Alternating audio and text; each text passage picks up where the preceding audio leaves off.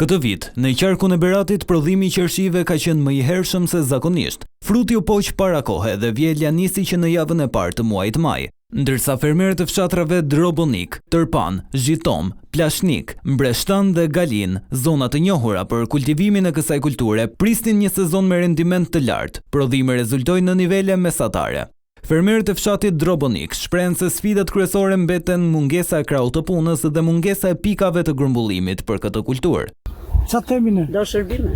Shërbime e kemi bërë. Shërbime s'ka me ku vetë. Klima. A punëtor s'ka.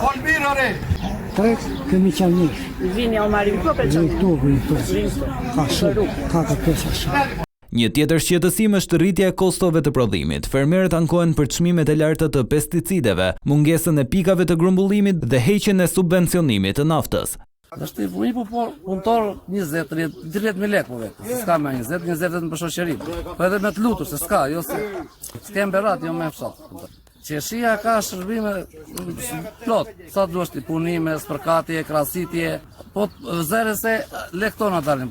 Edhe pse qershia është shitur dhe vijon të shitet me çmime të kënaqshme në treg, fermerët thonë se fitimet nuk janë të mjaftueshme për të përballuar kostot e larta të prodhimit. Përballë këtyre vështirësive, fermerët i bëjnë thirrje institucioneve shtetërore të hartojnë politika më mbështetëse për sektorin e buqësisë.